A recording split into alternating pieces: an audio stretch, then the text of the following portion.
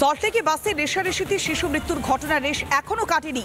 সেই ঘটনা রেশ কাটতে না কাটতে এবার পুলকার দুর্ঘটনা। ধাপার কাছে পুলকার দুর্ঘটনায় জখম পড়ুয়া। দাঁড়িয়ে থাকা গাড়িতে ধাক্কা পুলকারে জখম গাড়ির চালক। জখম দুজনকে ভর্তি করা হয়েছে এনআরএস হাসপাতালে।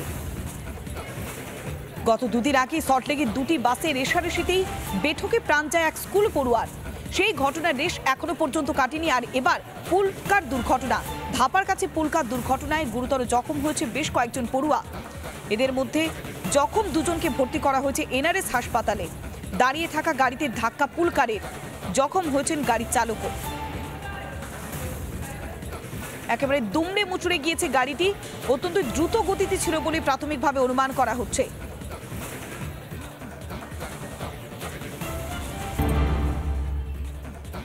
খড়দা থেকে গ্রেফতার 8 জন বাংলাদেশি অনুপ্রবেশকারী। খড়দার 3 জায়গা থেকে গ্রেফতার করা হয়েছে। তাদের গ্রেফতার করে খড়দা থানার পুলিশ। ধৃতদের 3 জনের বাড়ি বাংলাদেশের গোপালগঞ্জে। আজ ধৃতদের ব্যারাকপুর আদালতে পেশ। খড়দা থেকে গ্রেফতার করা হয়েছে এদেরকে। 8 জন বাংলাদেশি অনুপ্রবেশকারী, যাদের মধ্যে 3 জনের বাড়ি বাংলাদেশের গোপালগঞ্জে বলে খবর। খড়দা থানার পুলিশ এদেরকে খড়দারই 3 জায়গা থেকে গ্রেফতার করেছে। আজ ধৃতদের ব্যারাকপুর আদালতে পেশ।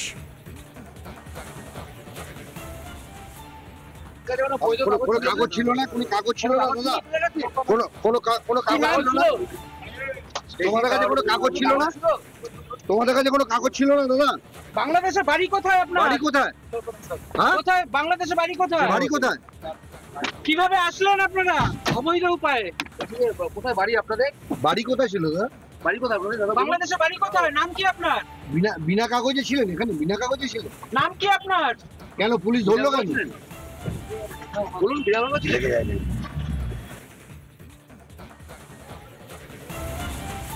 খড়দা থেকে গ্রেফতার 8 জন বাংলাদেশি। তাদেরকে যখন জিজ্ঞাসা করা হচ্ছে তাদের বাড়ি কোথায়, তারা একেবারে চুপ। যখন জিজ্ঞাসা করা হচ্ছে তাদের কাছে কোনো কাগজপত্র ছিল কিনা, না, তারা কোনো রকম উত্তর দিতে পারেনি।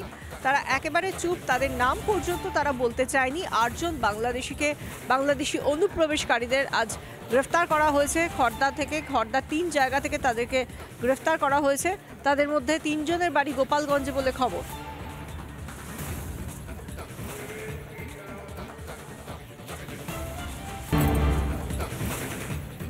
খড়দা থেকে গ্রেফতার 8 জন বাংলাদেশি অনুপ্রবেশকারী।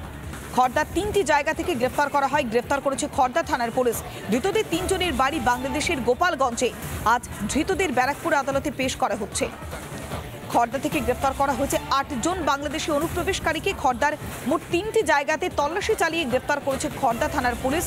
এদের মধ্যে অর্থাৎ 8 জনের মধ্যে 3 জনের বাড়ি বাংলাদেশের গোপালগঞ্জে বলেও জানা গিয়েছে।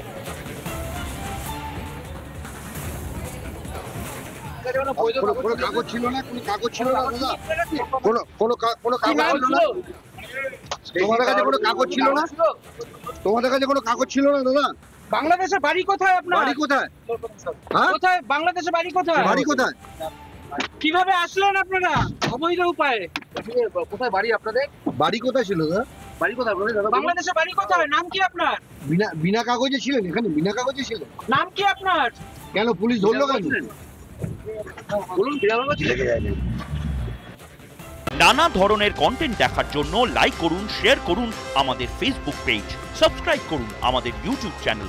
পাশাপাশি অন্যান্য ব্রেকিং নিউজের জন্য অবশ্যই চোখ রাখুন রিপাবলিক বাংলায়।